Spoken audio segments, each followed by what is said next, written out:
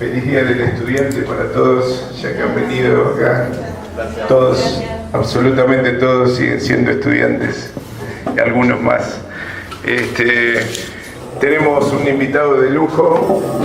Antonio ha venido con toda la predisposición y su claridad conceptual a ilustrarnos en un seminario de maestría, y por eso queríamos compartir y ampliar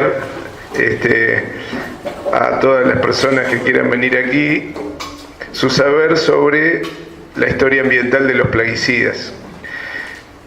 Los que hemos leído los libros de Antonio reconocemos en él a una persona que a fines de los años 80 y a principios de los 90 nos abrió todo un mundo con sus enfoques. Fue uno de los primeros en plantear los procesos de larga duración en relación a la construcción social del medio ambiente. Lo hizo además con mucha capacidad, libros extraordinarios como la Memoria Verde, y otros, porque Antonio es autor de 50 libros, no solo de aspectos que tienen que ver con su enfoque científico, sino que además también es escritor de cuentos, de novelas y también de obras de teatro. Esta cantidad de experiencias obviamente se condensan en la forma de transmitir lo que vamos a ver ahora. Pero además Antonio es una persona que no solamente tiene pergaminos en su actividad intelectual, sino que también es un referente de los movimientos ambientales en Argentina. Aunque a él no le guste mucho, él es ciudadano ilustre de la ciudad de Buenos Aires, aunque cuando a Susana Jiménez le iban a dar el título de ciudadana ilustre, Antonio dijo que iba a devolver su título. Afortunadamente no lo hizo. Y además tiene también otras particularidades que, quedarían para otros encuentros. En realidad, yo quiero darle el micrófono a Antonio, así entramos en el tema. Esto es una continuidad de un conjunto de cosas que estamos haciendo, y al mismo tiempo es un tema de muchísima actualidad que se articula con cosas que hemos venido haciendo este año, con otros cursos que hemos dado en vinculación también con la Escuela de Salud, con la Sociedad de Obstetricia. Así que esta visita que tenemos hoy, que es de lujo, tratemos de aprovecharla lo más posible. Gracias a todos por venir. Gracias por estar juntos, gracias por acompañarnos. Lo que vamos a plantear hoy es un estudio de caso, simplemente porque los temas ambientales son infinitos, hablan de la relación naturaleza-sociedad. Esta es de una extraordinaria complejidad. Tenemos un planeta con numerosísimos ecosistemas, miles de sociedades humanas han interactuado en su historia con estos ecosistemas, de modo que hablar en general del medio ambiente sería, excesivo, por lo menos para la paciencia de ustedes. La idea entonces es tomar un estudio de caso y revisar, a partir de este estudio de caso, qué pasa en nuestra sociedad, qué pasa con las cuestiones económicas, las cuestiones políticas vinculadas con esto, y al mismo tiempo marcar una cuestión que distingue a los grupos ambientalistas de otros movimientos sociales que hemos tenido a lo largo de la historia. En general, los grupos políticos o los movimientos sociales se plantean el tema del poder político, el poder económico, el poder religioso, el poder cultural. Y el ambientalismo es el que, además de todo esto, está cuestionando la tecnología. Cuando Marx cuestiona el capitalismo, Marx está planteando que las máquinas de vapor deben ser de los trabajadores. No cuestiona la tecnología del siglo XIX. Los ambientalistas plantean que la tecnología es una herramienta de poder, que no hay un avance unilineal del conocimiento, sino que el conocimiento que se desarrolla en función no del saber abstracto, no de la eficiencia abstracta de que esto es mejor que lo anterior, sino en función de condiciones políticas y sociales concretas y que tiende, al menos en nuestra sociedad, que tiende a la concentración del poder en grupos que tratan de monopolizar ese conocimiento. Entonces, el caso de los plaguicidas en realidad es uno entre infinitos temas que pueden desarrollarse, pero que vale la pena contarlo en términos de ejemplo de complejidad. De modo que lo vamos a desarrollar en ese sentido. Por supuesto, tiene que ver con las nuevas tecnologías. Y cuando hablamos de historia ambiental de los plaguicidas, bueno, primero soy yo, soy fácil de encontrar, teléfono de mi casa, celular, etcétera, etcétera, correo electrónico. Si los organizadores me dan una mano y ustedes quieren pasar los correos electrónicos de los presentes y me los mandan después, yo les envío estas imágenes. Es decir, no son para que yo me las quede, son para compartir.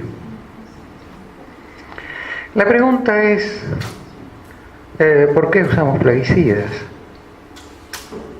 Es decir, damos por tan obvio que ciertas cosas hay que usarlas, que son indispensables.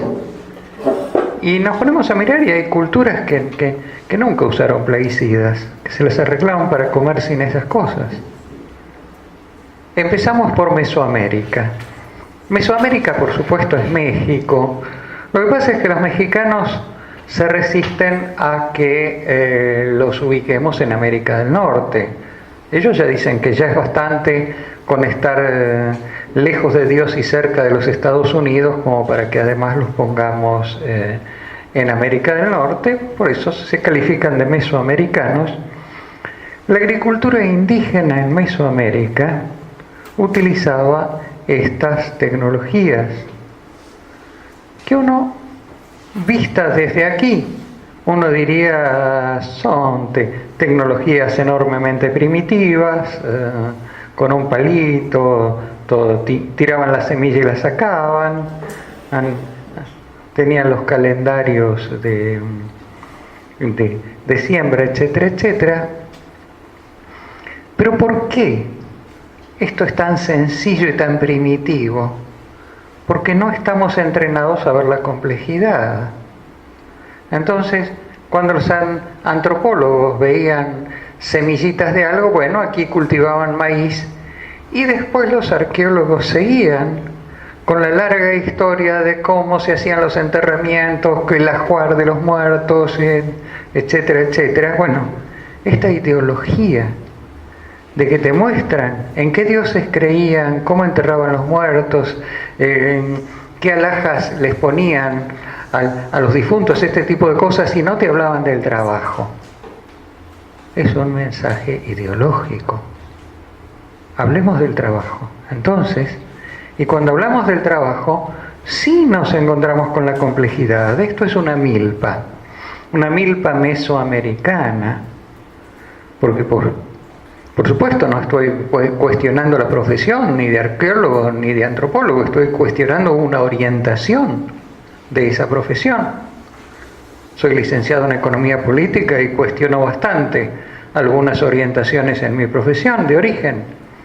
Entonces, cuando empezamos a trabajar ya como antropólogos desde el trabajo, empezamos a encontrar la complejidad. ¿Qué es una milpa? Una milpa es una forma de cultivo. Y tal vez esto no se vea demasiado bien. No sé si se pueden apagar las luces del escenario o si alguien entiende el maldito tablero, mejor. Y van a ver un poco mejor las figuritas, que son un montón. Lo que se pueda evitar, las que están ahí delante de la imagen, creo que se ve un poco mejor. Ahí está, bravo. Entonces, una milpa no es un montón de tierra con las semillitas. Una milpa es un sistema complejo, agrícola complejo, donde lo que se hacía era plantar, evitar el monocultivo. ¿Por qué se evita el monocultivo? Porque nuestro sistema agrario está basado en el monocultivo, que significa producimos para el mercado una especie, y el pequeño problema es, si perdemos la cosecha, perdemos un montón de dinero. ¿Qué pasa con los cultivos indígenas? Si perdían la cosecha, perdían la vida. Se morían de hambre ellos y sus familias. Entonces, había que apuntar no a la rentabilidad, sino a la seguridad. Es maximizar, tener cosecha en cualquier circunstancia. ¿Cómo se logra?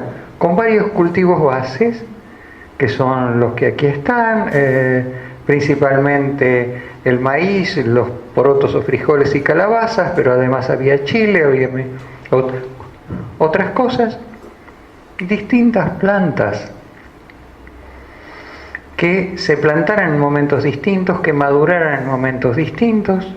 Podíamos plantar una hilera de maíz ahora y otra hilera de maíz la semana que viene y otra hilera de maíz el mes que viene, que crecieran en momentos distintos, con lo cual no solo tenés cultivos en momentos, tenés cosechas en momentos distintos, sino que además en ningún caso estás coincidiendo, toda la cosecha está coincidiendo con el ciclo vital de un insecto. El problema del monocultivo, ¿qué es una plaga? Una plaga aparece en casos de monocultivo. Si tenés monocultivo y el crecimiento o la maduración del trigo coincide con el ciclo vital de un insecto, el bicho se comió todo. Y además estás dándole de comer y además estás seleccionando darwinianamente el bicho que tenga un ciclo vital adecuado para comerse todo. Si en cambio tenés distintas especies diferentes, plantadas en momentos diferentes, venga lo que venga, algo te va a quedar para comer. La familia va a sobrevivir en cualquier cosa que pase, porque la prioridad es privilegiar la seguridad. En este privilegiar la seguridad, una milpa es un cultivo muchísimo más complejo que un monocultivo de soja, porque es un sistema. Este sistema no excluye la experimentación, sino que está basado en la experimentación. El teocintle es un cereal. Aquí está. No tiene mucha importancia alimentaria el teocintle. Tiene importancia por la polinización cruzada con el maíz. A lo largo de más o menos 2000 años, los habitantes del Valle de Tehuacán, México, descubrieron que si sembraban maíz cerca del teocintle, o sembraban teocintle intercalado con maíz, lo que diera el teocintle no tenía ninguna importancia. Lo que importaba era lo que diera el maíz. El maíz, por la polinización cruzada con teocintle, salía más grande. Permitía mejores mazorcas que después se sembraban y a su vez permitían mejores mazorcas, etcétera, etcétera. Esto es investigación. Esto es complejidad. Con una especie que ayudaba y que no tiene ningún importante valor alimenticio. Y es esta la evolución entre el teocintle y el maíz.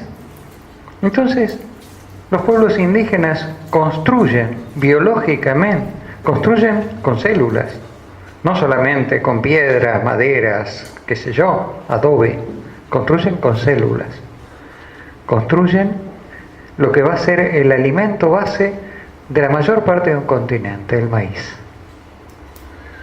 Y una vez producida esta maravilla, que insisto, no es la domesticación de una planta silvestre, como fue el trigo, sino es un cambio cualitativo en la planta, llegar al maíz.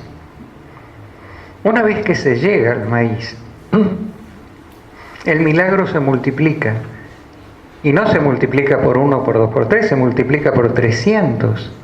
Hay 300 pueblos originarios hay pueblos originarios que desarrollaron 300 variedades de maíz para sembrar en distintas condiciones. En el alto, en el bajo, en la media loma, en el alto con mucho calor, en el alto con mucha lluvia y mucho frío, etcétera, etcétera, etcétera. 300 adaptadas a distintas condiciones agroecológicas. El color de los maíces, que nos llama tanto la atención cuando viajamos o cuando alguien viaja y los trae, es un subproducto de sus propiedades agroecológicas. El campesino mexicano, por ejemplo el campesino maya, pero también el campesino de Oaxaca, por ejemplo, que son zapotecos, no mayas, el campesino lo que hace es tener una cerámica con semillas preparada y va eligiendo en función de las condiciones esperadas para ese año. Si piensa que va a llover mucho, bueno, elige esta semilla. Si piensa que va a ser un poco de sequía, él sabe que la semilla de este otro color resiste más. Estamos hablando, insisto, de complejidad agronómica, donde completamente diferente de un modelo en el cual viene una empresa y te dice, vos haces esto, tomá, donde el conocimiento está centralizado en nuestra sociedad. En las sociedades indígenas está descentralizado. Cada uno toma sus decisiones en función de un conocimiento ancestral del cual es heredero. Un detalle sobre las características artificiales del maíz. Han seleccionado, selección, si quieren, darwinismo práctico, ir eligiendo y resembrando aquellas variedades que tenían hojas que protegieran la mazorca. Todos los cereales sueltan la semilla, es su mecanismo reproductivo. El maíz no, al maíz se cae la mazorca. ¿Por qué? Porque resembraron maíces que tenían esta característica. El maíz es tan artificial que le resulta casi imposible una función básica de los seres vivos, que es reproducirse a sí mismo. Necesita de los humos. Hay un poquito de maíz guacho por ahí que por casualidad rebrota, pero el maíz básicamente necesita de los seres humanos, tan artificiales. ¿Qué pasa con las plagas y las malezas en estas culturas? Bueno, la mayor parte de las malezas en su primer estadio, cuando no desarrollan la forma leñosa y además cuando no desarrollan todavía las toxinas de muchas plantas adultas, la mayor parte de las malezas son comestibles, van a la olla. ¿Y las plagas? ¿Qué hacemos con los insectos? Bueno, la mayor parte de los insectos, como ustedes saben, son comestibles. No estoy recomendando hacerlo, hay tabúes en nuestra cultura, pero en las distintas culturas mexicanas, por ejemplo, y México no es un país, México es un continente, en las distintas culturas mexicanas se comen los grillos. El color de estos grillos tiene que recordarles a ustedes a un cómico que hemos soportado de niño. Son chapulines. Los chapulines por favor, vuelvan a ver el Chavo y enójense con lo que significa la burla infame de la pobreza. De chicos nos reíamos, de adultos nos enojamos muchísimo. Vuelvan a verlo con una mirada crítica el Chavo, por favor. Vuelvo a esto. En México se comen y los chicos en la calle no van a pedir un cucurucho de papas fritas, van a pedir un cucurucho de estos bichos, de chapulines, claro. Chapulines que se comen con chile principalmente, y ese tipo de picantes que a ellos les gustan. Entonces, más allá de que uno no recomiende seguir la misma estrategia porque estamos en otra cultura, lo que quiero decir es, los plaguicidas no son un resultado obligado de la agricultura, sino que son un resultado de cierto tipo de agricultura hecha en determinadas condiciones sociales. Agrego un pequeño detalle. La selección del maíz llevó a tener en cuenta también cómo se pudre. Se pudre con un hongo comestible. El maíz, cuando es atacado por un hongo, hay que festejarlo, y además se prepara para que lo ataque el hongo, claro, porque va a la olla, es una de las delicias de la cocina mexicana, los hongos de maíz. Entonces, en vez de fumigarlo, lo echamos a la olla, lo comemos, basta. Esta es una imagen de Diego Rivera, de una vendedora de maíz. Y nos lleva a lo siguiente: las plagas y las malezas son fenómenos sociales, no son fenómenos naturales. Son el producto de una sociedad que está cultivando una única especie y bueno, le sale eso. Agrego un detalle más, y es que sabemos mucho de la evolución biológica del maíz, como todos los distintos estadios por los cuales se pasó el teocintle y la combinación con teocintle al maíz. El maíz chiquito tenía el maíz silvestre, o si quieren el antepasado silvestre del maíz, tenía mazorcas que se comían enteras y era del tamaño de un dedo humano. Pasaron un montón de cosas y sabemos mucho de esa evolución biológica, y no sabemos casi nada de la evolución social.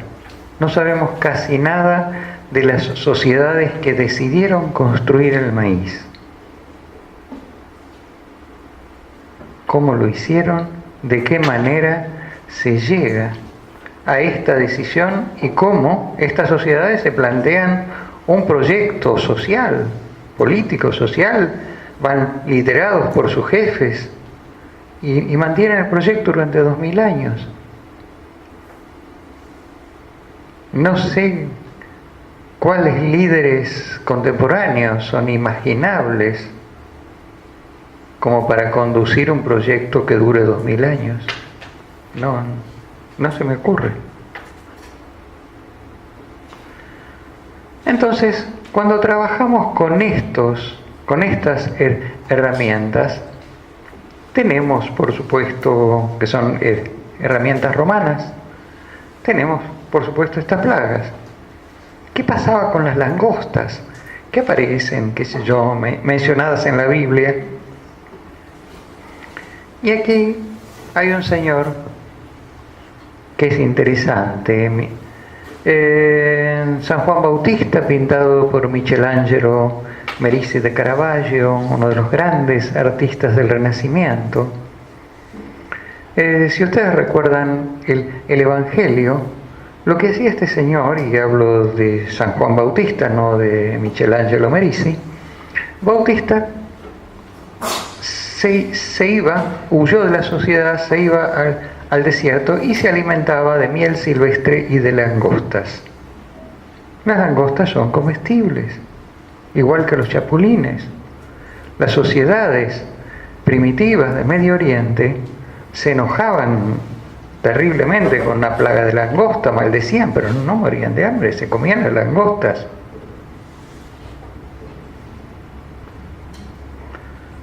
Llega a América el descubrimiento, pasamos a agricultura comercial y aquí sí empieza a haber vulnerabilidad a las plagas.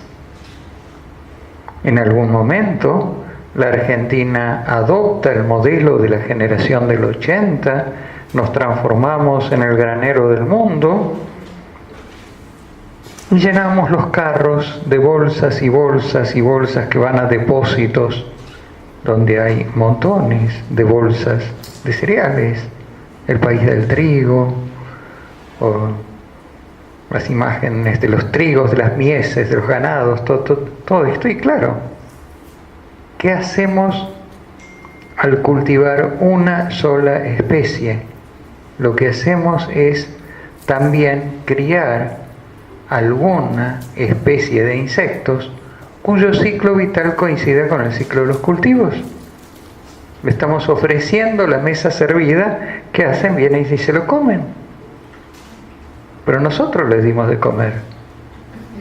Esto lo tenían claro los mayas, lo siguen teniendo claro los mayas.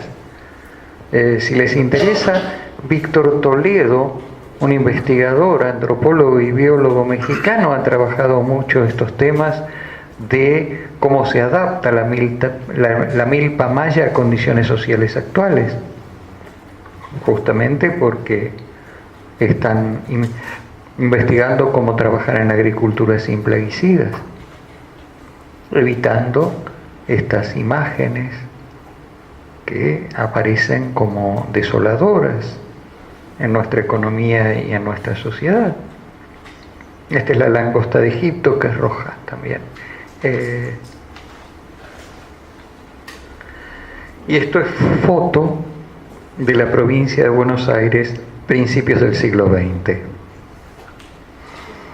En nuestra sociedad, una plaga de langosta, que Cortázar decía que eran unos bichos fascistas, porque venían en patota, una plaga de langostas era, por supuesto, una tragedia social, económica. ¿Cómo se combatía la plaga de langostas? Primero, institucionalmente. Se declaraba la emergencia agropecuaria, se nombraban autoridades locales en cada pueblo de los afectados y el ejército mandaba tropas de línea del ejército a combatir estos bichitos. Mandaba las tropas, llegaban las tropas del ejército y se ponían a las órdenes de la autoridad local.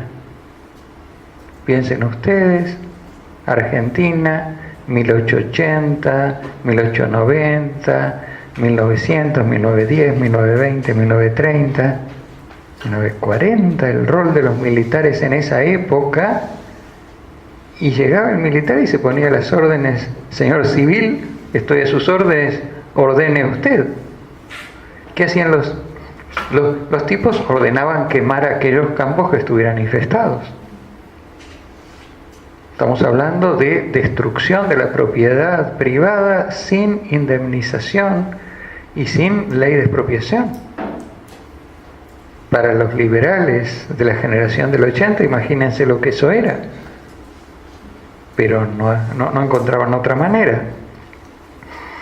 Cuando la langosta era saltona se podía hacer algo.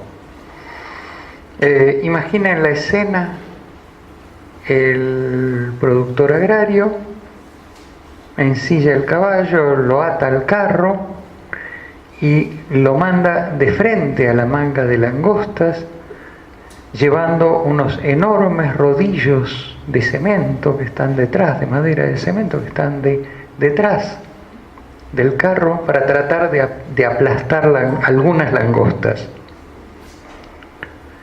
El siguiente avance tecnológico son los bretes de chapa de zinc, que sirven para frenar la langosta, y una vez que la frenaron, sí, aplastarla, palearla, etcétera. Aquí hay otra imagen de bretes, los bichos están del lado de adelante, y bueno, se las mata a palazos una vez que están metidas en el brete o como se pueda. ¿Qué haces con las langostas muertas? Las embolsás. Se vendían. En un momento, principios del siglo XX, esta es foto de 1934, creo que se lee, principios del siglo XX, con los suelos europeos fuertemente agotados, la langosta argentina tenía muy buen precio. Entonces, perdías cosecha de trigo o de maíz, pero ganabas cosecha de langosta, exportabas langosta, que servía como fertilizante. Es materia orgánica, claro. Los insectos además se descomponen rápido, etc. No hacen mucho olor cuando se descomponen, va bien. Cuando la emergencia era mayor, ahí se abandonaba la idea de cazarlas para exportarlas, se ponía el brete de chapa y se iba del otro lado con un lanzallamas. Esto es un lanzallamas artesanal hecho por el herrero de un pueblo en Entre Ríos. Este es otro modelo de lanzallamas, entrerriano también. Entonces ahí se las corría con lanzallamas, pero estamos hablando censo agropecuario, perdón, se me salteó una, censo agropecuario de 1937, 50.000 lanzallamas en el campo argentino, 50.000 lanzallamas. No sé cuántos lanzallamas tenían los ejércitos de la Primera Guerra Mundial, pero no tanto como el ejército alemán, pero el ejército de un país europeo más pequeño probablemente estuviera cerca. Imaginen lo que es esto. Entonces, en medio de esto, aparecen los plaguicidas. Están llenando esta necesidad social. No se puede armar un cultivo sin hacer algo con aquellos insectos, y después veremos también con aquellos vegetales, cuyo ciclo vital interfiera con el ciclo vital del cultivo. Y este es otro detalle.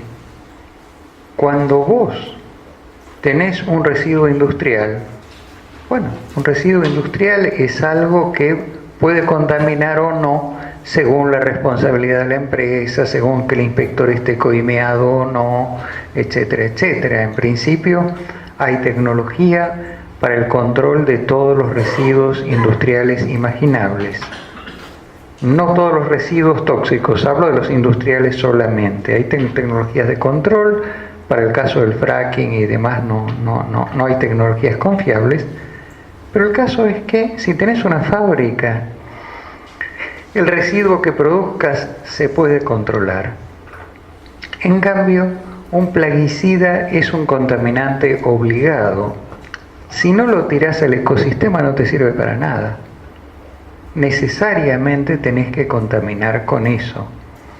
Lo que te obliga, por supuesto, a tratar las cosas con un nivel de responsabilidad diferente.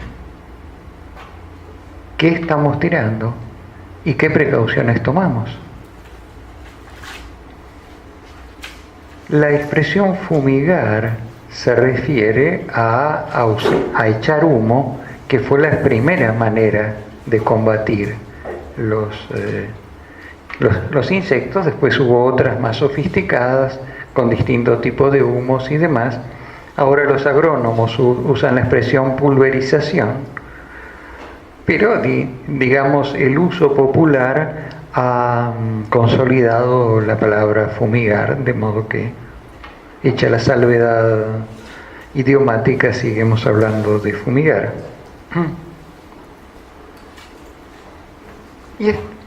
Y como se trata de sustancias de riesgo y situaciones de riesgo, la pregunta es si se toman todas las precauciones que deberíamos tomar. Y yo creo que en estos casos ha habido un exceso de confianza de la sociedad en las empresas productoras y que las empresas respondieron con un abuso de confianza. Durante las primeras décadas, el DDT, que es el padre o si quieren el hermano mayor de los plaguicidas de una familia química llamada de los clorados, el DDT, las empresas insistieron en que era una sustancia inocua que se podía fumigar con DDT de cualquier manera, y hoy el DDT está prohibido en todo el mundo por efectos principalmente cancerígenos. Es decir, el efecto residual significa que se acumula en el ecosistema, se acumula en tu cuerpo y en el mío, y puede desarrollar procesos cancerígenos. La publicidad empresaria mantuvo siempre la idea de la inocuidad. Entonces, inocuo, estamos todos felices, el DDT es bueno para mí, etc. Atención a estas publicidades. Son fotos publicitarias. La de arriba están rociando sin protección. La de abajo están fumigando a las chicas que posan para que las fumiguen. Es la manera de demostrar que el producto es inocuo. Entonces, fumigás a las modelos.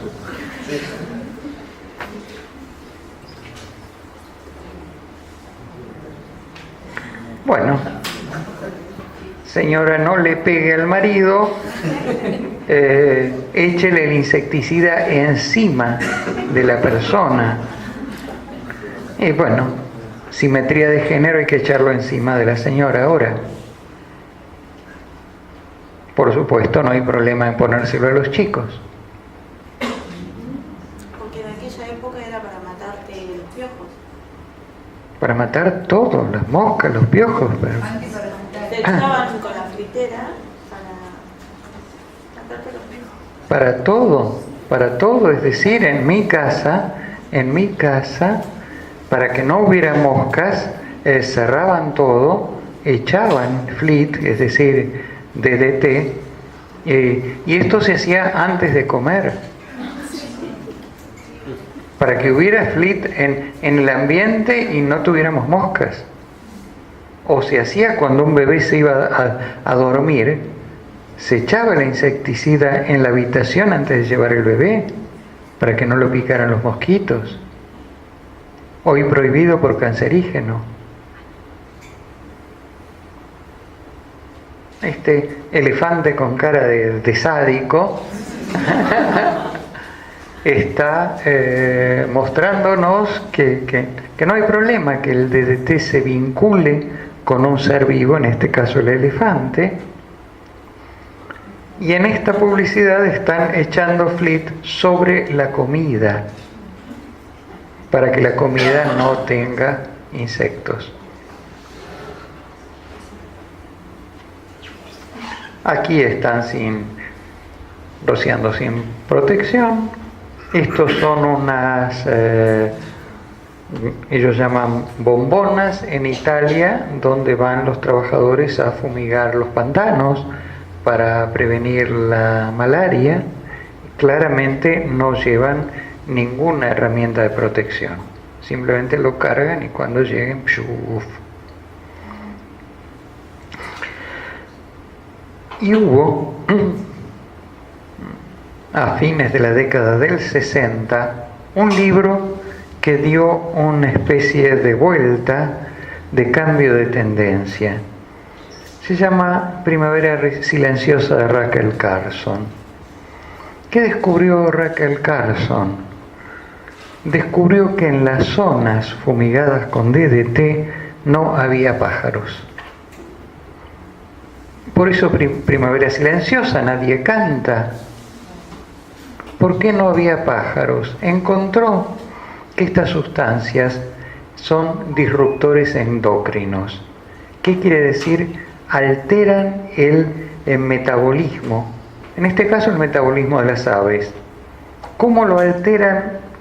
O por lo menos lo alteran de innumerables maneras.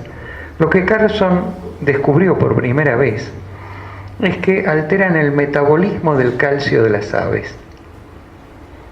En esta alteración del metabolismo del calcio de las aves siguen poniendo huevos, siguen fabricando huevos con el calcio que tienen, pero sus huevos son alguna micronésima más delgados de lo que deberían ser.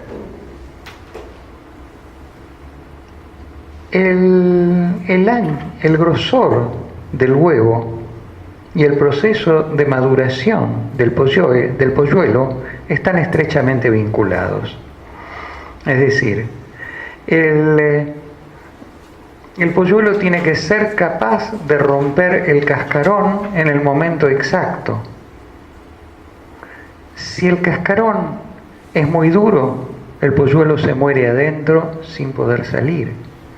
Si el cascarón es muy blando, el polluelo lo rompe antes, que fue exactamente lo que descubrió Rachel Carson que pasaba.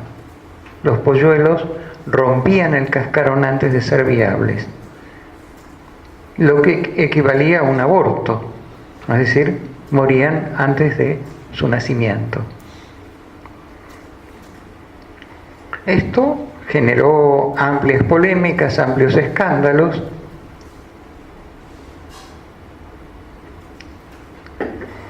Y el paso siguiente fue que se descubrió el efecto acumulativo de estos plaguicidas. Es decir, hay un poquito en el agua, hay un poquito más en los microorganismos del agua, hay otro poco más en los organismos que se comen a los microorganismos del agua, y así sucesivamente, a medida que subimos por la cadena alimentaria y cada más arriba estamos y más plaguicidas hay en el cuerpo de los seres vivos.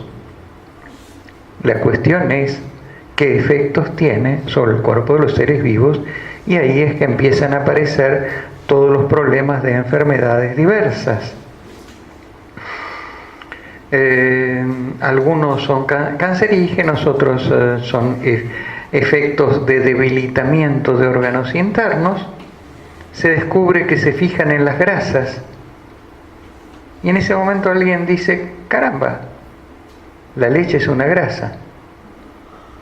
Encuentran en Estados Unidos, y fue uno de los disparadores de la prohibición, que encontraron en Estados Unidos mayor proporción de DDT en leche de madre que en leche vacuna. ¿Cómo había llegado el DDT a las madres y las madres al bebé? Había llegado, encontraron con que eran mujeres que fumaban. Era mayor el DDT en la leche de las mujeres que fumaban. ¿Por qué? Porque el tabaco había sido fumigado con DDT, el tabaco pasó todo el proceso industrial, incluyéndole el secado, el envasado, etcétera, etcétera.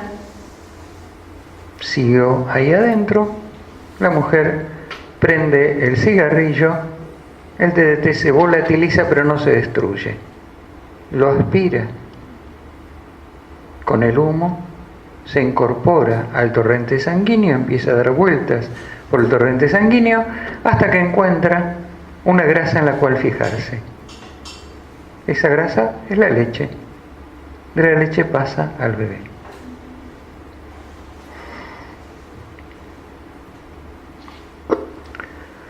Por supuesto, los pingüinos tienen DDT, prácticamente todos los seres vivientes del planeta tienen plaguicidas en su cuerpo, y se descubrió también que había DDT y plaguicidas parientes suyos, en el cuerpo de los inuits, es decir, los esquimales del Ártico. ¿Cómo llega el insecticida al iglú? De la siguiente manera, volvemos al tabaco, que siempre fue un cultivo muy fumigado. Se fumigó con DDT y sus parientes, se fumigó en la cuenca del Mississippi, Alabama, Luisiana, etcétera, etcétera. Las lluvias llevan esto al Mississippi, el Mississippi al Golfo de México, se incorpora a distintos organismos, volvemos a la cadena alimentaria, el chiquito es comido por el más grande, que es comido por el más grande, que lo come otro más, otro más, otro más, finalmente se los comen los peces, que empiezan a hacer la migración de salmónidos, todos los salmones que van hacia el norte. Los salmones van hacia el norte llevando el DDT adentro, que estaba en todo lo que se comieron. Las focas se comen a los salmones, los esquimales se comen a las focas. Un proceso de globalización de la contaminación que hace que fumigas un cultivo en Alabama y contaminas un inuit en Groenlandia.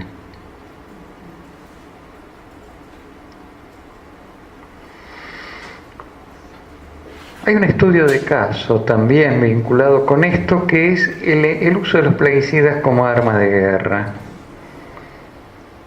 Ustedes tal vez hayan visto, y no le pido que lo confiesen, una película llamada Rambo, una serie de películas ramadas. En una de estas, que creo que era la primera,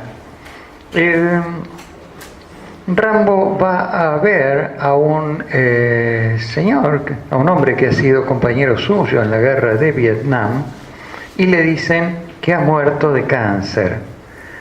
Entonces Sylvester Stallone, con su pequeño cerebro, reflexiona. Eso que tirábamos en Vietnam nos hizo daño también a nosotros. Eso que tirábamos en Vietnam es un plaguicida llamado con el nombre en código, llamado agente naranja. Si les gusta el nombre químico, es 2,4,5-tetriclorofenoxiacético. Y respondía a una estrategia del Pentágono de resolver esa guerra desde un punto de vista estrictamente tecnológico, donde si no podemos convencerlos hay que bombardearlos. Para bombardearlos tenemos que verlos. Si están tapados por la selva tropical, escondidos o tapados por la selva tropical, hay que liquidar la selva. ¿Cómo se mata la selva? No se la mata quemándola con napalm, porque hay amplias zonas en medio del trópico húmedo, amplias zonas de humedales, donde por más napalm que tires está el humedal y no se lo puede secar. Entonces, ¿qué hicieron? Tiraron una sustancia que responde... Uy, ¿algo cayó? Sí, bueno. ¿Lo dejamos ahí o no? Bueno, parece que no se rompió nada, porque no me estaba tapando la máquina la gente de este lado y no quería. Por eso. Entonces, ¿qué pasa ahí? ¿Cómo funciona esta sustancia? No quema la selva. Lo que hace es un disruptor endocrino de las plantas. Engaña a la planta, o si quieren, convence a la planta de que es una de sus propias hormonas y le da la orden, soltá, la orden química, ¿no? Soltá las hojas. La planta, creyendo que es ella misma la que le habla, suelta las hojas y muere por falta de fotosíntesis. Esto es una afectación de los mecanismos hormonales de los vegetales. Así actúan los defoliantes. No queman las hojas, sino que convencen a la planta de que las suelte. El problema es algo que puede matar los grandes árboles del trópico, tal vez, y puesto en condiciones de saturación, porque te digo, para matar un árbol de 40 metros necesitas echarle cosas, no se mueren fácil. Significó la saturación de amplias zonas del país. En un país, además, trópico húmedo, donde los cursos de agua vinculan todo con todo y donde hay una población que bebe agua de los ríos y que come arroz. El arroz es un cultivo de inundación. O sea, todo está circulando en función del uso del agua. ¿Qué pasa cuando se incorporan disruptores endocrinos masivamente a una población humana? Hay nacimientos deformes. En gran escala, el Pentágono lo sabe y lo esconde hasta que los soldados que trabajaban con estos materiales empiezan a morir de cáncer. Y ese fue uno de los grandes disparadores de conflicto de la guerra de Vietnam. Porque había muchos tipos que creían en la democracia en Occidente y en este tipo de cosas, que habían ido a pelear por su país convencidos de que estaban haciendo cosas buenas. Pasaron situaciones de enorme peligro, se salvaron de las balas del enemigo y vienen a morir por decisiones tomadas por sus jefes, sus propios jefes, en los cuales ellos confiaron. Escándalo nacional. En Estados Unidos se prohíbe el uso de la sustancia básica del agente naranja, que es el 2,4,5-T, como dijimos, pero no se prohíbe la fabricación. Se mantiene autorizada la fabricación para exportación. En Argentina se prohibió varios años después, se prohibió cuando al fin de la dictadura algunos ciudadanos fuimos a la justicia y dijimos: señor juez, esta porquería no se debe vender en Argentina. Por supuesto, la empresa dijo que era inocua y el Ministerio de Agricultura de la dictadura y después el de la democracia pensaban que la sustancia no era riesgosa y que no había por qué imitar a Estados Unidos en la prohibición de esta sustancia. En este sentido hay una constante de funcionarios, y estoy hablando de funcionarios civiles y militares de la democracia y de la dictadura, aquellos funcionarios que yo voto y que vos no votás, o que al revés, y que suelen coincidir en que hay que creerle a las empresas. ¿Qué pasa con los riesgos de accidentes? India, esto es la publicidad del insecticida estrella de la Union Carbide en India, donde se muestra una maldita oruga que es una especie de monstruo que se come las cosechas, hasta que viene el campesino espada en mano y le clava el bichicida y lo liquida justo en el corazón del bicho, suponiendo que tenga corazón. Esta es la estética de la Union Carbide, donde la estética de la publicidad de Carbide era la imagen, la empresa, la mano de la empresa como la mano de Dios, tamaño mano de Dios. Fíjense ustedes que ni siquiera Miguel Ángel en la Capilla Sixtina pintó la mano de Dios de este tamaño, pero ahí le mataron el punto a Miguel Ángel. La mano de Dios volcando los beneficios de la química moderna sobre el pueblo hindú. Y aquí, esto es mucho más específico, al frente el pobre campesino hindú en la miseria, detrás la nueva, en el amanecer, es luz de amanecer, la nueva fábrica de la Union Carbide y la mano de Dios o de la empresa volcando el químico sobre el campesino hindú. Y esta publicidad se parece a algunas profecías vueltas al revés de cuentos orientales de terror y alguna que aparece en Las Mil y Una Noches, porque el 2 de diciembre de 1984 estalló la fábrica de plaguicidas de la Union Carbide en Bhopal, India. Fábrica que después el peritaje mostró que no tenía los mismos elementos de seguridad que su equivalente en Estados Unidos. ¿Qué pasó? Pasó que la India fue elegida, y ese estado en particular, por una cuestión de corrupción. Es decir, es más barato ahorrar en seguridad. Es más barato ahorrar en seguridad, es más barato sobornar funcionarios que pagar todos los criterios de seguridad, que son, con una sustancia altamente peligrosa, son muchísimos. Tengamos en cuenta, además, que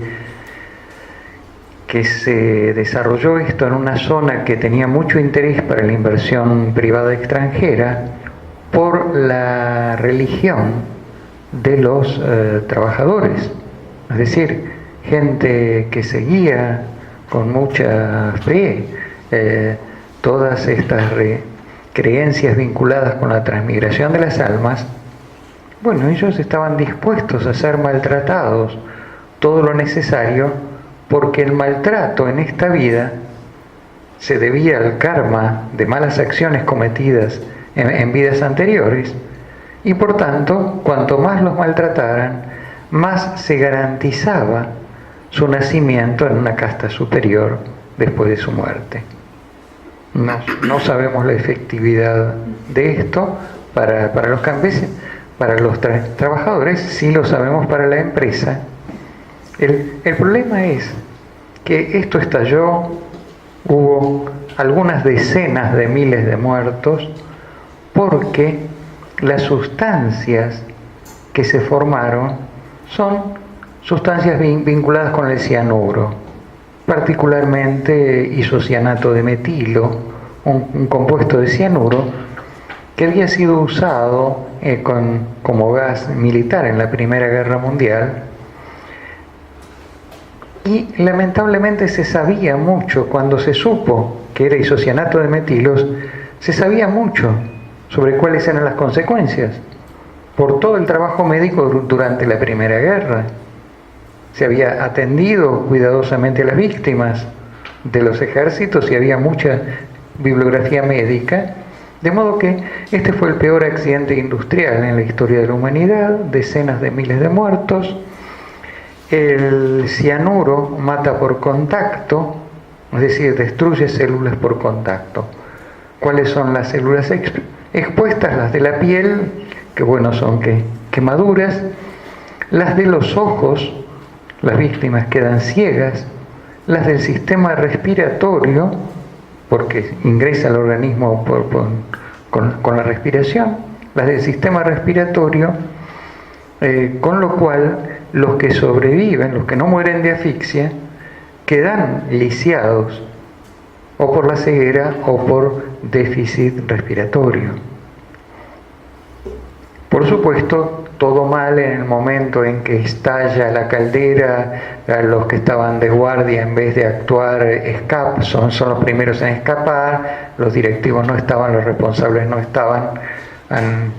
El personal, el sistema de seguridad había tenido varios accidentes, pero como los hindúes no se quejan, no había habido un movimiento sindical en el sentido de parar la fábrica, que en estas condiciones no sigo. La empresa descubrió que, saco este horror, ya lo vieron, la empresa descubre ahí que el funcionario sobornado es su peor enemigo, porque tiene que demostrar que no lo sobornaron. Entonces el funcionario sobornado sobreactúa, suponiendo que se pueda sobreactuar en una situación tan horrible, se transformaron en el peor enemigo de la empresa. Terminó en la quiebra y no sé qué.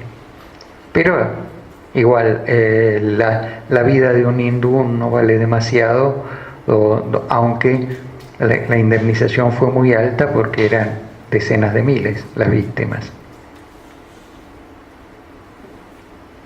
Entonces, poco dinero multiplicado por decenas de miles es un montón. El tema es que tendríamos que haber aprendido. No tendría que haber nunca accidentes en depósitos o en fábricas de plaguicidas. América, provincia de Buenos Aires, 13 de noviembre de 2017. Depósito de plaguicidas. Incendio en depósito de plaguicidas. ¡Ay, te vas! ¡Chao!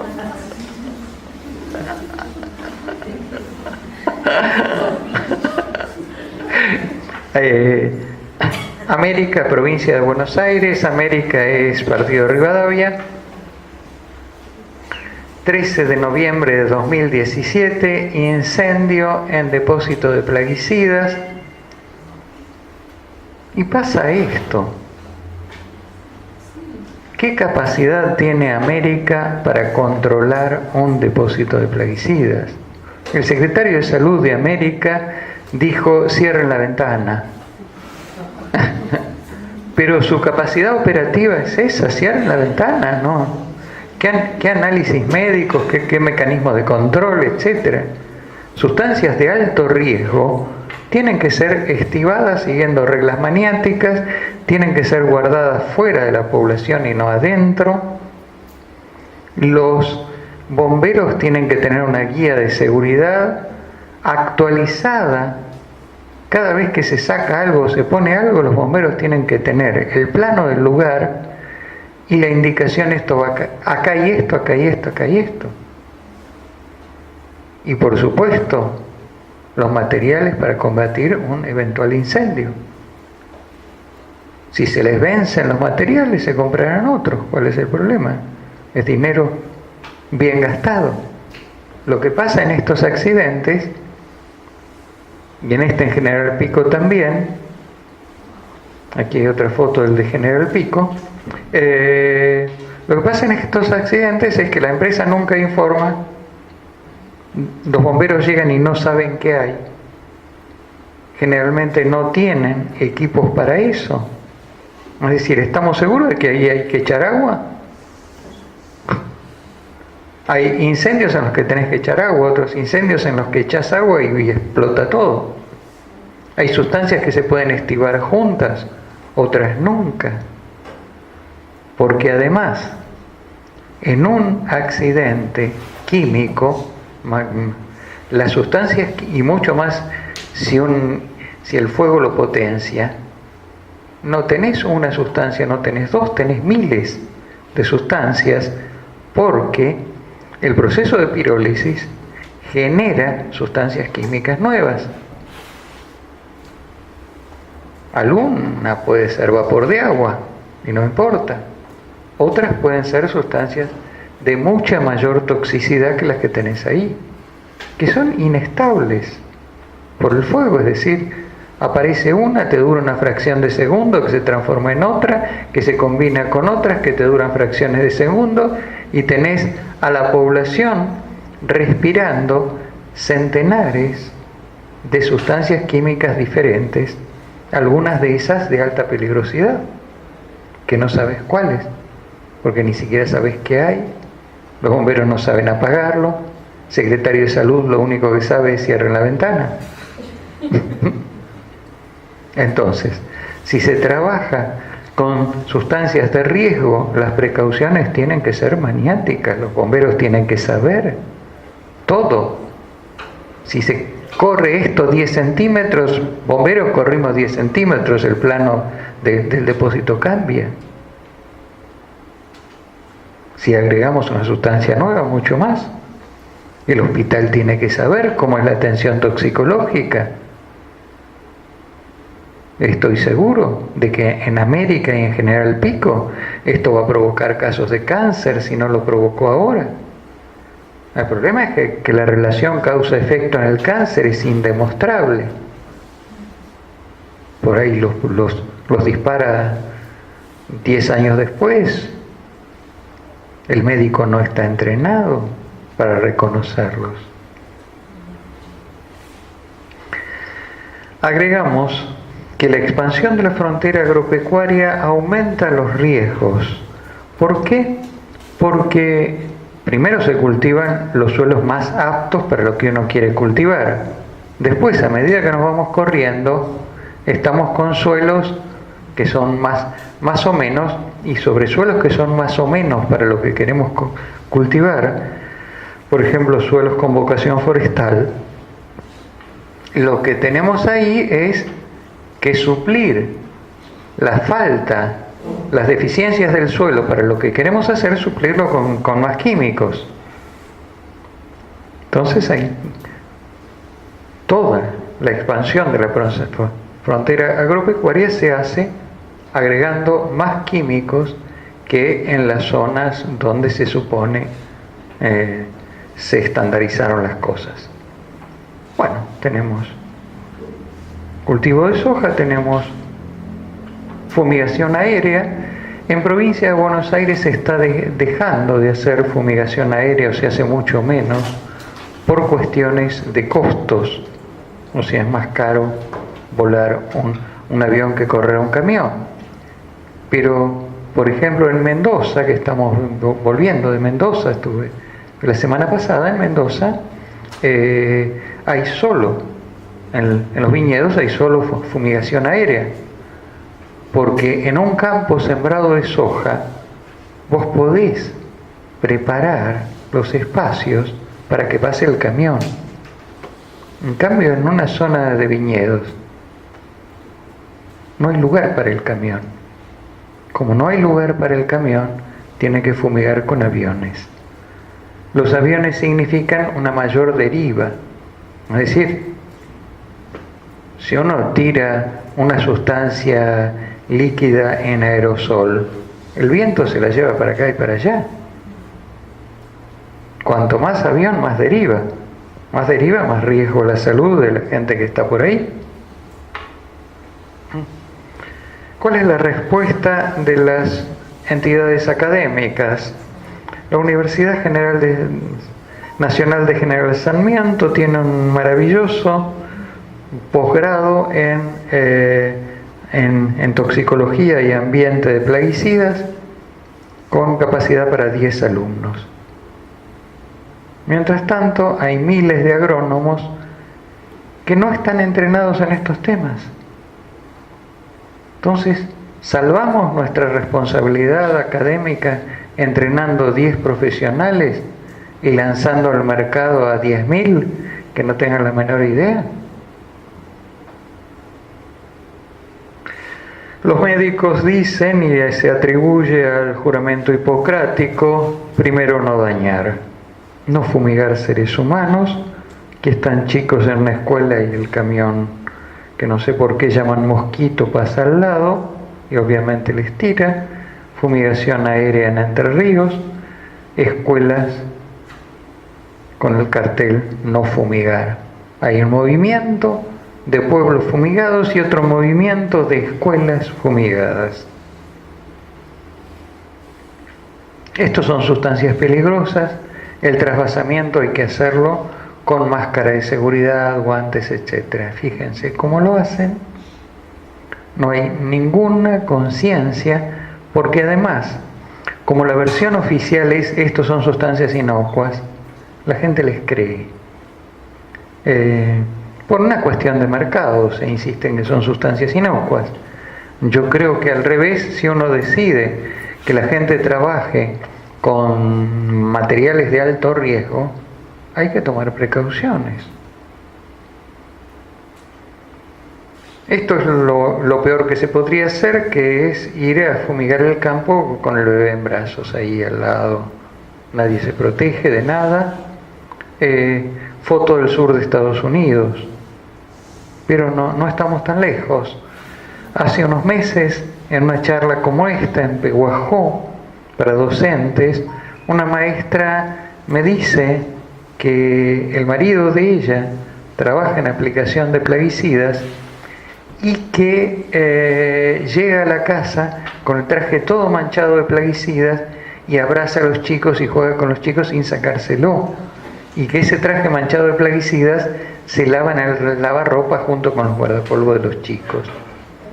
Entonces, esta es la consecuencia del mensaje: esto es inocuo, se podrían tomar más precauciones. Esta foto es de Perú. Esta foto es de una serie de varias fotos del norte argentino, creo que es Salta, nos está mostrando otro de los problemas, y eso viene en un envase. Es un residuo peligroso. El Ministerio de Agricultura insistió siempre, de Nación, provincia A, provincia B, insistió siempre que había que hacerle 3 lavados, o sea, lavarlo con agua 3 veces, fumigar con esa agua, por una razón además económica, y que el residuo se podía disponer en la basura común. Nadie está muy seguro de que esto sea cierto.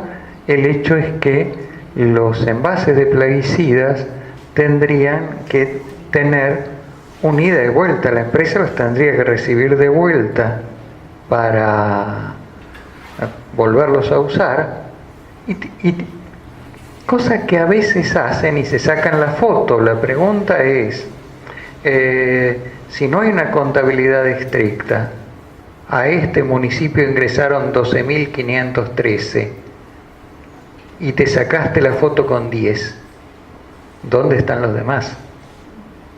Tirados por ahí. La empresa tiene que hacerse cargo, hacerse responsable de recibirlos, y el municipio tiene que hacerse responsable de contabilizar cuántos entraron y cuántos se llevaron.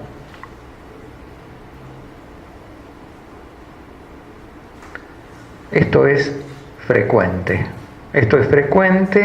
Los envases de plaguicidas son útiles, son de muy buena calidad, se usan para transportar agua. Las zonas extremadamente pobres, los chicos juegan con ellos, con todo lo que implica de riesgos sanitarios. Hay cartillas de organismos de Naciones Unidas sobre proteger a los chicos de los plaguicidas.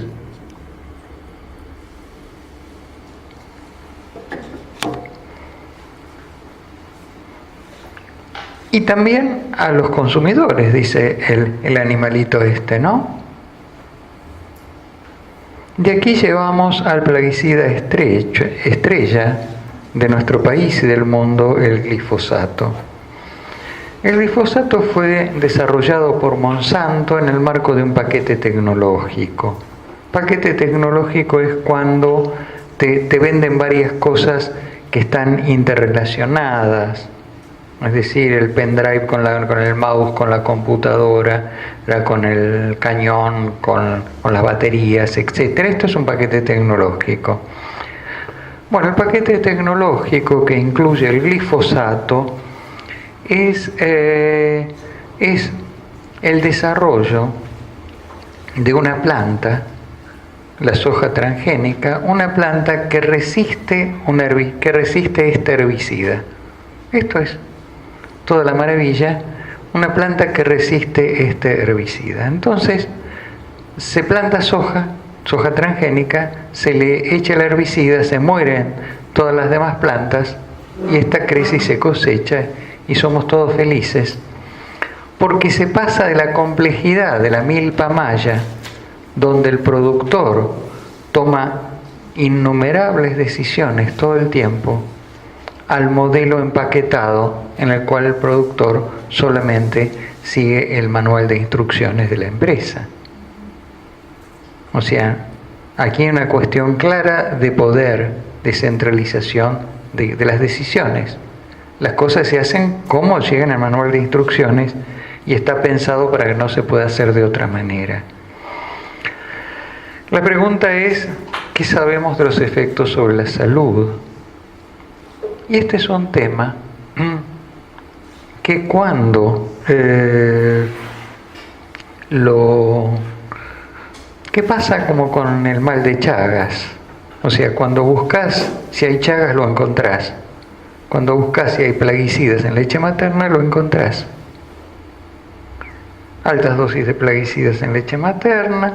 Aquí hay una tesis publicada en Tucumán sobre plaguicidas también clorados en leche materna. aquí hay una discusión. ¿Qué les parece? Esto es en Barcelona. Médicos que dicen, bueno, tiene muchos insecticidas la leche materna, pero es mejor que la de vaca. Bien.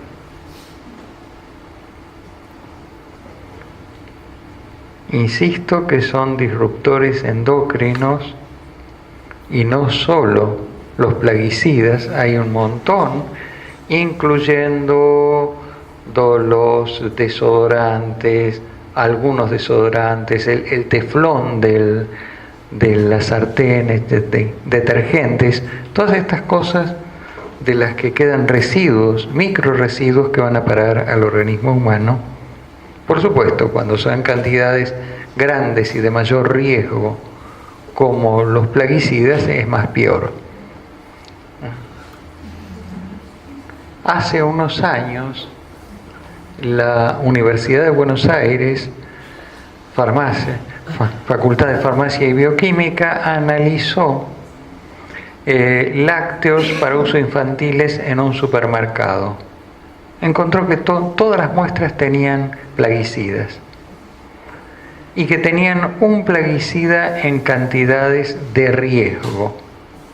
De riesgo, es decir, que no se podía, que si un chico comía eso a lo largo de su infancia, corría riesgo de enfermedad. Lo llevé a la justicia, lo llevé a una fiscalía. Señor fiscal, investigue si esto constituye delito. ¿Qué hicieron? Llamaron a las que hicieron la investigación. Señores, ustedes que hicieron la investigación, ¿qué piensan? No, no hay ningún problema. Contradijeron las conclusiones de su propia investigación. Esto es lo interesante. Es decir, ¿para qué sirve el conocimiento? ¿Para qué lo usamos? Los colegas de esta facultad usaban el conocimiento para fabricar papers para llevarlos a congresos y seguir viviendo de CONICET o de quien fuera. Pero cuando se intentó usar el conocimiento para decir, oiga, aquí los científicos dicen que esto es peligroso, los mismos científicos que habían puesto en las conclusiones que esto es peligroso lo negaron, sus propias conclusiones.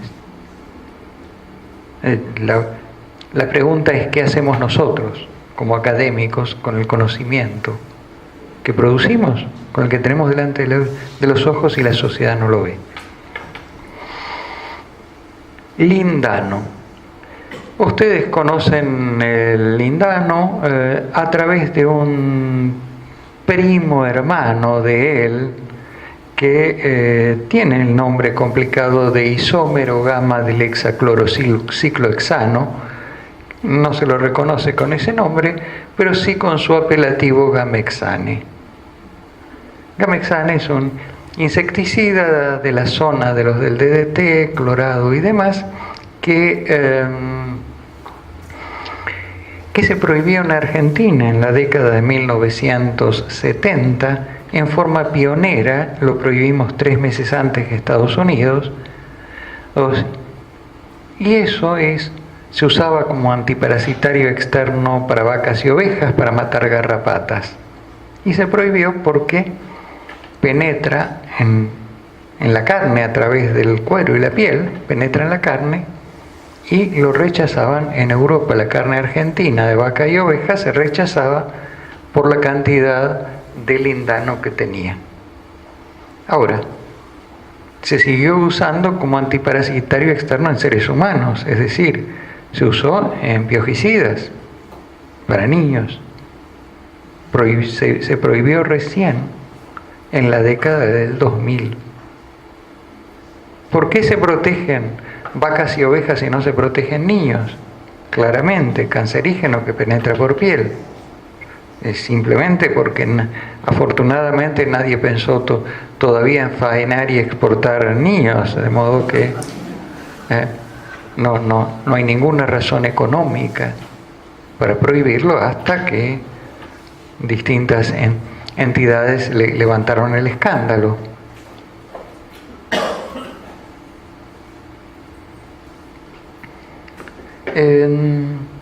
Hubo una etapa en la cual se utilizaron mucho otra familia de plaguicidas llamada los fosforados.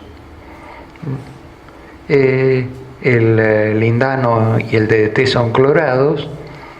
Los fosforados son insecticidas que casi no tienen poder residual y que lo compensan con muy alta toxicidad. Los fosforados fueron dejados de utilizar después de una enorme cantidad de accidentes fatales en el campo, porque como no dejaban un residuo que matara bichos, había que matarlos a todos de un saque. Si agarraban a un ser humano en el camino, había riesgos altos. Y lo menciono porque Rigoberta Menchú, la indígena maya, premio Nobel de la Paz, contaba que su hermano murió porque trabajaba en una planta de banano, un cultivo de bananos del United Fruit, y lo agarraron de casualidad en una fumigación porque alguien creyó, fumigación aérea, alguien creyó que el sitio había sido desalojado y todavía había gente, así que ahí murieron varios trabajadores por una fumigación con paratión. Paratión también fue prohibido por los movimientos sociales. Es decir, estas sustancias salen del mercado cuando los ciudadanos se mueven, hacen escándalo, protestan y dicen no le creemos a las empresas.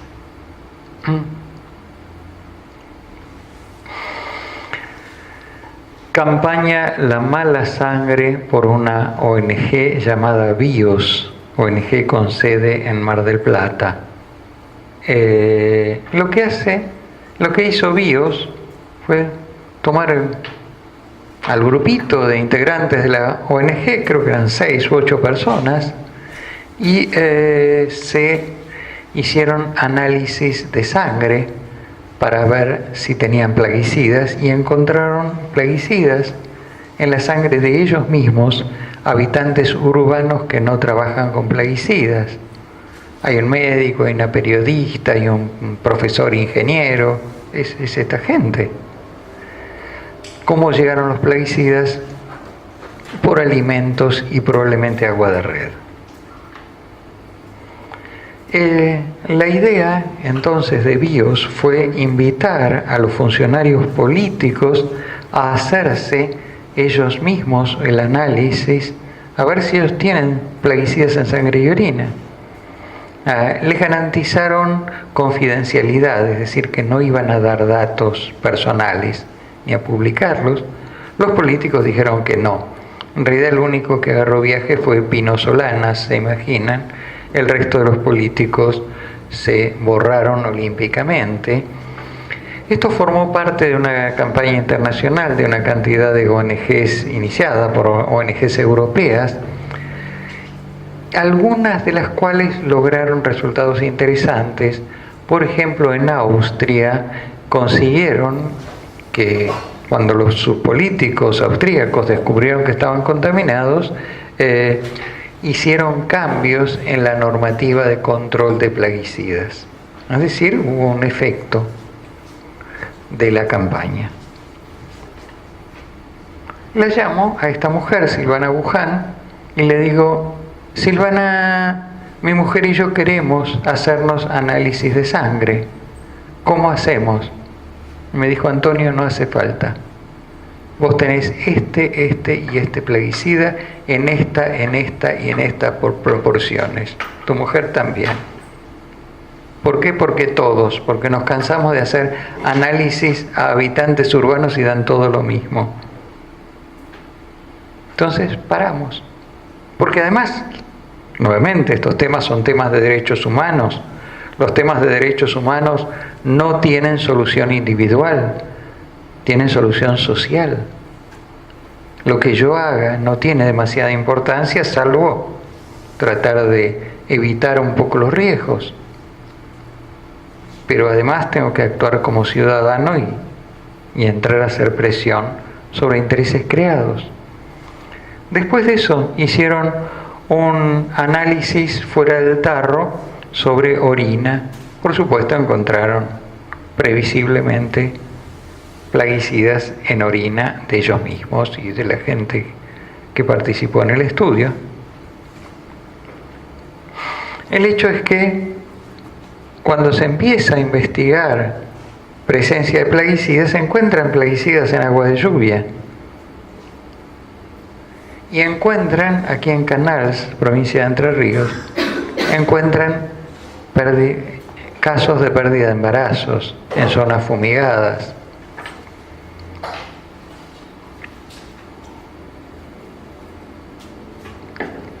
Y pasa lo siguiente, es decir, no podemos ponerle una máscara al bebé. El bebé tiene una máscara natural que es la placenta. La placenta ha evolucionado a lo largo de millones de años en los mamíferos para actuar como filtro de aquellas agresiones externas.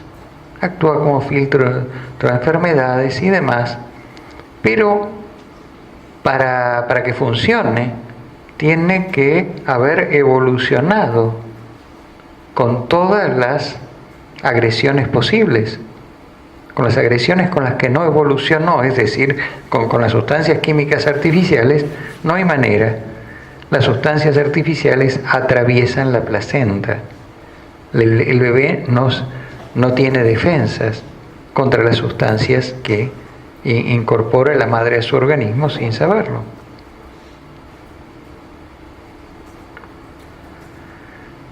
La pregunta es si sabemos de esto que aparece en el cartel.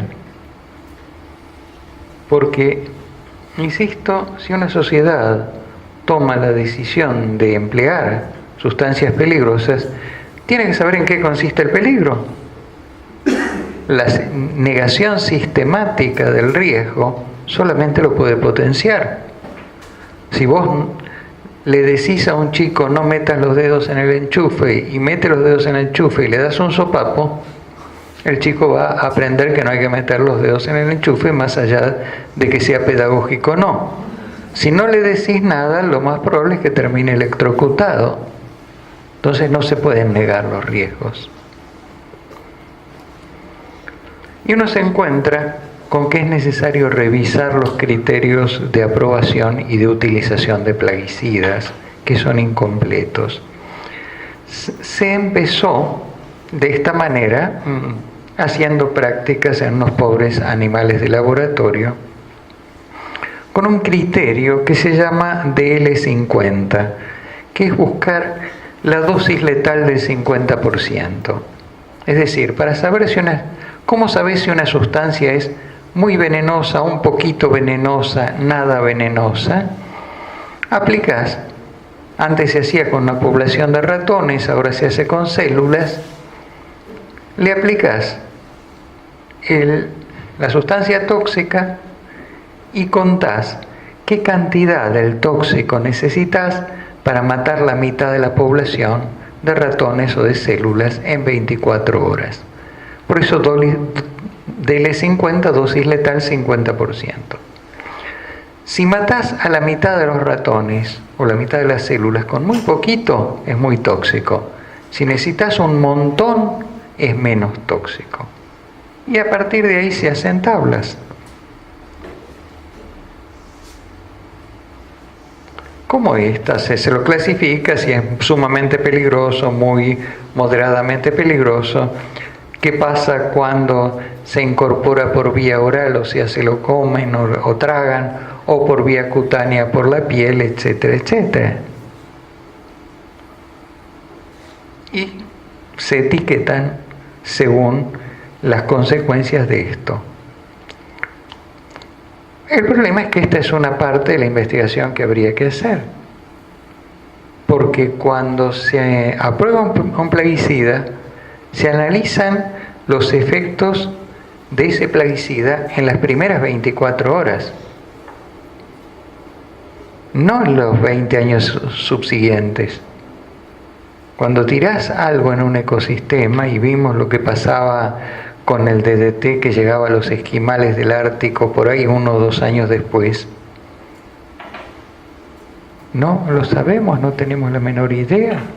Se aprueba a ojos cerrados, y al aprobarse a ojos cerrados la prevención es menor y los riesgos son obviamente mayores. Entonces, el planteo creo que no debería ser, o no me gusta, un planteo simplista de aquí no pasa nada y hagan lo que, y úsenlo como quieran, o esto es espantoso y hay que prohibir todo, sino yo creo que la tecnología, lo que decía al principio, la tecnología debe ser revisada y maximizados los cuidados de la población, y después vemos qué se usa, qué no se usa, en qué proporciones y qué se puede reemplazar lo antes posible. ¿Qué pasa con la investigación de riesgos laborales y ambientales? La Organización Mundial de la Salud cataloga el glifosato como potencialmente cancerígeno. Y el hijo de Cormillot sostiene lo siguiente. Por supuesto que no tiene demasiadas trabajos científicos para afirmarlo, pero nos interesa como un ejemplo de irresponsabilidad. Es decir, hay cosas que uno no puede decir. Cosas que uno no puede decir, más porque sabemos que con plaguicidas trabaja personal técnico y también trabajan personal no calificado, migrantes ilegales, personas sin documentación. El glifosato nunca se usa solo, aún suponiendo que fuera absolutamente inocuo, se usa con un paquete de sustancias. Las formulaciones son complicadas y usan muchas sustancias. No puede decir que es inocuo. Absolutamente no. Supongo que lo saben, pero se los recuerdo. En la zona de invernáculos, de flores en Escobar o de hortalizas en Moreno, para aplicar plaguicidas adentro de invernaderos, en invernáculos cerrados, habitualmente se contratan trabajadores migrantes ilegales y sin familia. Ya se imaginan por qué. Entonces, puede ser que el asado sea cancerígeno, pero necesitas comerte 2 toneladas de carne vacuna para que sea cancerígeno. Ahora, ¿cuántos microgramos de plaguicidas necesitas para enfermarte? Andrés Carrasco, fallecido, investigador de CONICET, hace experiencias en animales de laboratorio, principalmente renacuajos, y concluye que el glifosato es altamente tóxico, que provoca efectos devastadores en embriones. Y que llega a provocar esos efectos en dosis hasta 1500 veces inferiores a las usadas en fumigaciones ojeras, y que hay trastornos intestinales y cardíacos, malformaciones y alteraciones neurológicas. Esto es lo que Carrasco encuentra. ¿Cuál es la respuesta de CONICET? Tanto CONICET como el ministro de Salud, de Ciencia y Tecnología, que el del gobierno anterior y el gobierno actual son la misma persona, los dos sacan comunicados desmintiendo la investigación de Carrasco y negándose a publicarlo dentro del sistema científico. Carrasco tiene que publicar afuera del sistema científico, habiendo sido investigador de CONICET. Esto, para los que no están en tema, no tiene nada que ver con la forma del trabajo académico. Es decir, si yo estoy en desacuerdo con las conclusiones del trabajo de un colega, corresponde que yo repita las condiciones en las que el colega hizo la investigación a ver qué me da, con un control externo para que no truche los datos.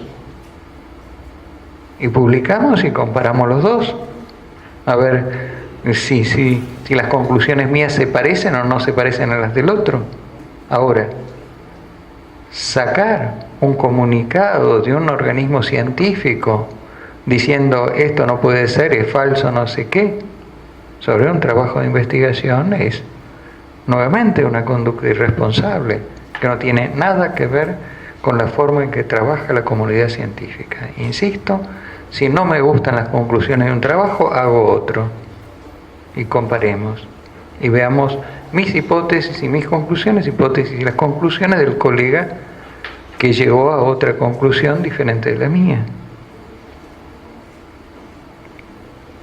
Este señor se está por morir. Es un jardinero de California que hace un mes, algo así, o dos, le ganó un juicio a la empresa Monsanto porque el tipo usaba en su trabajo glifosato y el glifosato demostró en el juicio que el glifosato le causó un cáncer terminal. Se está muriendo, le dieron un montón de millones de dólares en indemnización que obviamente no alcanzará a gastar. Después volvemos al señor este. Esta es la forma en que se trabaja con plaguicidas. Esto es del Sindicato de Trabajadores Rurales de Argentina. Así. Estas son las condiciones de seguridad que andan contra que se trabaje así.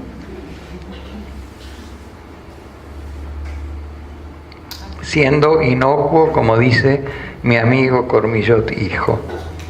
Pero además hay discriminación de género. Por un lado esto,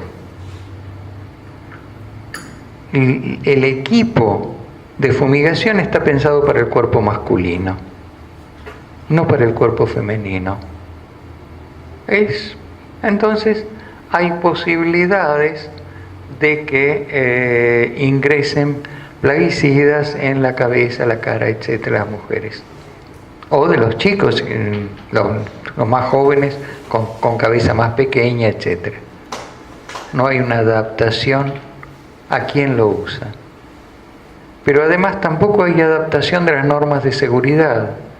Es decir, cuando se trabaja con exposición a sustancias tóxicas, ya se sabe que existen y que los seres humanos quedan expuestos a sustancias tóxicas. Los umbrales de seguridad se calculan sobre la base del trabajador masculino de 21 años y 70 kilos de peso. El problema es si el trabajador no es masculino. ¿Qué pasa con los umbrales de seguridad de la exposición a tóxicos? Son otros. Los hombres y las mujeres tenemos, por ejemplo, la grasa distribuida de distinta manera en el cuerpo. Esto no es menor y no es solo estético. Recordemos que los plaguicidas se fijan en grasas. Si tenés la grasa en lugares distintos, tal vez tenga algo que ver el enorme crecimiento de los casos de cáncer de mama. Y además de todo, dijimos que son disruptores endocrinos, tenemos hormonas distintas. Entonces, yo no sé, algo que afecta mis hormonas es distinto a las hormonas tuyas que son distintas de las mías.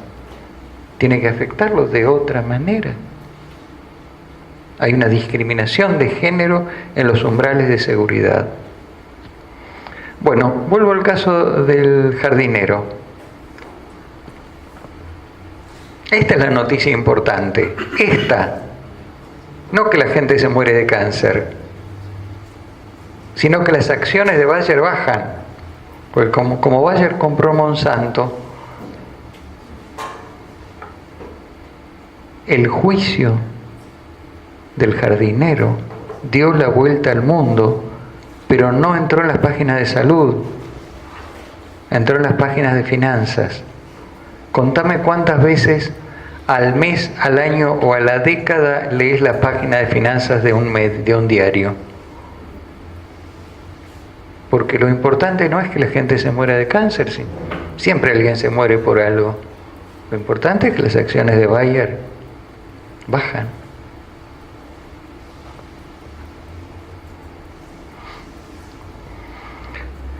Pequeño detalle. Si estas sustancias son inocuas, ¿para qué amenazar de muerte a alguien si de todos modos son inocuas? Tal vez no sean inocuas entonces. Argentina aprobó el glifosato y todo el complejo paquete tecnológico de la soja, lo aprobó en 24 horas. No tuvieron tiempo de leerlo en 24 horas y lo aprobó a ojos cerrados con la presentación que hicieron las empresas, en ese caso Monsanto. Y como es inocuo, no se investiga. Por suerte en otros países la cosa se investiga y Carrasco no llegó a investigar en seres humanos, murió antes, pero en otros países se investiga. Esto es una tesis de la Universidad Central del Ecuador. Trabajan sobre glifosato, dicen que es extremadamente tóxico, que daña el pastos y cultivos, que en humanos provoca irritaciones en la piel y ojos, náuseas y vómitos, etcétera, etcétera. Que además tiene toxicidad en suelo, incluyendo una persistencia en el suelo mucho mayor de lo que dice la empresa. La empresa dice que se va en pocos días y ellos encontraron que 60 días después estaba. Que reduce la capacidad de fijación de nitrógeno del suelo, lo que es un gran negocio porque entonces hay que vender fertilizante nitrogenado, ya que estás. Universidad Autónoma de San Luis Potosí, México. Buscan efectos en el embarazo, hablan de los disruptores endocrinos, dicen que las madres que desarrollaron actividades agrícolas durante el primer mes antes de la concepción y primer trimestre de embarazo mostraron mayores riesgos de defectos del sistema nervioso, fisura palatina, aquí este bebé tiene partido el paladar, y múltiples anomalías, y también malformaciones congénitas que incluyen microcefalia y anencefalia. Anencefalias son bebés que nacen sin cerebro. Y por supuesto lo que decíamos recién, que la placenta es permeable. Y no solo que es permeable al glifosato, sino que es más permeable aún por las sustancias que acompañan el glifosato en la fumigación. Como ustedes saben, el principal problema de Colombia está vinculado a los cultivos ilícitos. Los cultivos ilícitos tienen que ver con la guerra civil de 40 años, financiaron la guerra civil, tanto los paramilitares como las FARC se financiaron con cultivos ilícitos y los paramilitares estaban contratados por los hacendados para quitarle la tierra a las comunidades pobres y sembrar allí esos cultivos. El tema es la gran polémica en la sociedad colombiana es: ¿vamos a usar glifosato para erradicar los cultivos de coca y de marihuana? No ya para ganar dinero, para erradicar los cultivos ilícitos. No se les ocurre usarlo para ganar dinero, por supuesto. Vamos a usar justifica correr el riesgo de usar una sustancia tan peligrosa como esta para combatir los cultivos de los narcos. Finalmente, la solución de la equivalente de la Corte Suprema de Colombia fue salomónica, es decir, no se puede usar en fumigación aérea por lo que decíamos de la deriva. Úsenlo desde camiones en tierra. Mientras tanto, Europa está marchando hacia una economía sin glifosato, están prohibiéndolo, le han dado 5 años más, pero en cualquier momento sale del mercado. Francia ya lo prohíbe totalmente y otros países van a seguir detrás. La prohibición significa no solo no lo uso, sino no compro nada que tenga residuo de glifosato.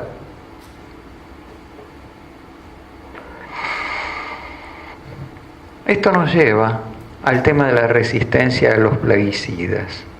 Usar plaguicidas es un círculo vicioso. ¿Por qué es un círculo vicioso? Porque el plaguicida no mata todas las plagas. En una población mata una parte de las plagas y lo que hace es seleccionar, obviamente, otra vez Darwin, seleccionar aquellos que tienen condiciones naturales para resistir a la plaga. Esos son los que se reproducen. Entonces, tenemos, marca, ¿aparecen? No. Quiero ver si aparece el cursor en la pantalla o no lo consiguen ver. No, bueno, entonces, tenemos a la izquierda arriba un bicho rojo y un montón de bichos blancos. Aplicamos el plaguicida, se mueren muchos bichos blancos, el bicho rojo resiste porque es resistente. Pasa el tiempo, se reproducen. En la generación siguiente ya la cantidad de bichos blancos y rojos es más parecida, fumigamos, se mueren más bichos blancos, sobreviven los bichos rojos. ¿Qué hicimos? Cambiamos una plaga por otra. O sea, los bichos blancos, que eran la población dominante, van desapareciendo y se fortalecen los bichos rojos, plaga nueva. Que además es resistente a esto, luego hay que buscar otro veneno para los bichos rojos. Ese es el motivo por el cual tenemos malezas resistentes al glifosato. Esta es Eleusinia indica, una maleza que aguanta 20 veces más glifosato que cualquier otra cosa. El Batman de las malezas, y detrás vienen otras. Entonces, ¿qué hay que hacer? Según las empresas, hay que reemplazar otro más tóxico y seguir vendiendo que el otro más tóxico es igual de inocuo que este, que para las empresas es inocuo. El otro se llama Paraquat y la empresa dice si se lo usa en forma recomendada el Paraquat no es peligroso, bla bla. Bien, como siempre. Ahora esto es un cálculo sobre cuánto Paraquat puede matar a un paciente en cuánto tiempo. Y se sabe lo suficiente como para hacer estas curvas, atención. Así de inocuo es que se pueden hacer curvas médicas del riesgo de su supervivencia según el Paraquat que le haya tocado al accidentado. Este es un antes y un después de un señor que tuvo un accidente con Paraquat. ¿Qué le podemos pedir a los organismos científicos y tecnológicos, por ejemplo al INTA? Por un lado, que se deje de pavadas. Es decir, no puede ser que un organismo científico le prohíba, es una de las estaciones de INTA, en realidad no el INTA entero, una de las estaciones le prohibió a los que trabajan en INTA usar la palabra agrotóxico. Antonio, ¿sí? Una acotación. Dale. Los mismos estudiantes de agronomía tienen eso, o sea, no pueden decir agrotóxico. O sea, las facultades forman en eso. Sí, ya sé. Esa es la idea. Esa es la idea. Así como... La gente que labura al lado tuyo en otras disciplinas están formados de esa manera. Ahora no pueden hablar de agrotóxicos. No pueden hablar de agrotóxicos, los estudiantes de medicina no saben gran cosa sobre los efectos secundarios de los medicamentos que se recetan. Los estudiantes de física saben muy poco sobre los problemas nucleares, los estudiantes de petróleo saben muy poco sobre las consecuencias del fracking, los estudiantes de economía saben muy poco de las consecuencias de las políticas neoliberales de endeudamiento masivo en un país que no sabe, que primero se endeude y después no sabe cómo lo va a pagar. De modo que hay que pensar en el rol de los organismos científicos y académicos, en el rol que tienen en reproducción un sistema. Después, bueno, nosotros algún margen tenemos para discutir eso. Gracias. Bueno, en vez de esta pavada de prohibir palabras, hay otros organismos científicos en otros países que hacen cosas más interesantes. Por ejemplo, un organismo científico chileno investiga cómo reducir el uso de plaguicidas. ¿Cómo usar menos? Tengamos en cuenta que si nuestros organismos tecnológicos están manejados por vendedores de plaguicidas, toda la historia va a ser cómo te vendo más cantidad. Entonces, aquí hay un organismo científico que dice cómo uso menos. Y lo mismo la Universidad de Costa Rica, cómo uso menos plaguicidas. Así nomás, menos.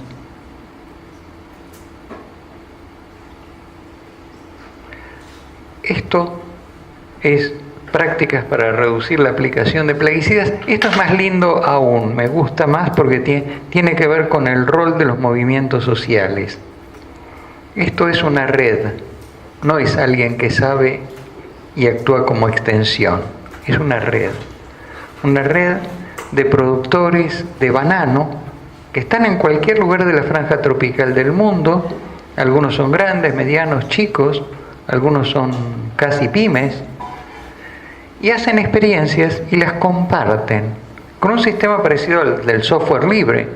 Yo conseguí esto, me pasó esto, probé esto y me dio este resultado, la comparten en red. Entonces es un conocimiento que se construye horizontalmente, y los trabajadores del sector, los pequeños productores del sector de distintos lugares, están haciendo lo que la academia no hace, que es cómo trabajamos para bajar los riesgos.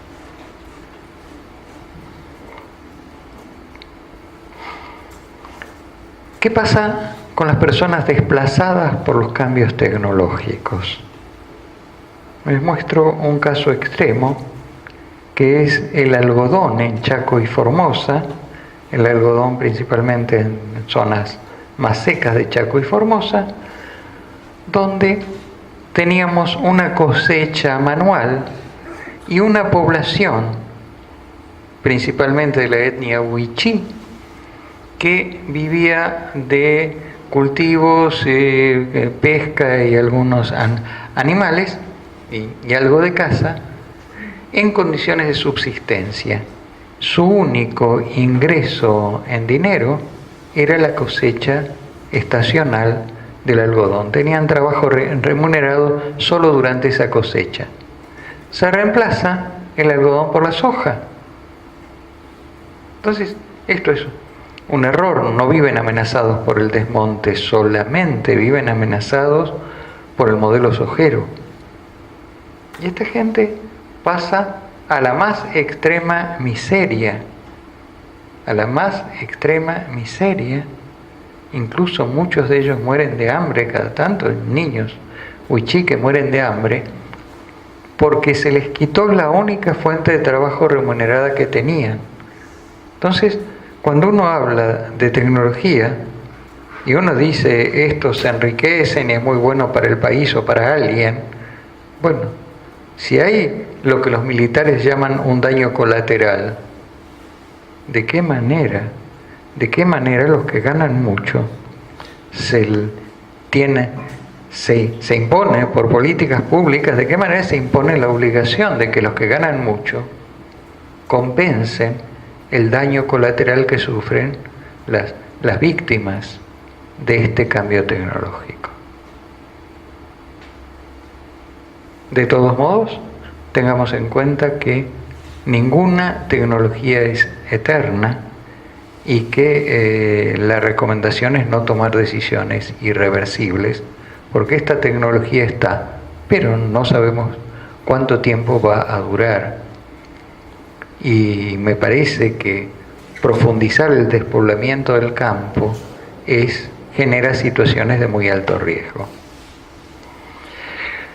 Les agrego entonces que cuando hablamos de ambiente no hablamos solo de nosotros, sino también de las generaciones futuras. Gracias.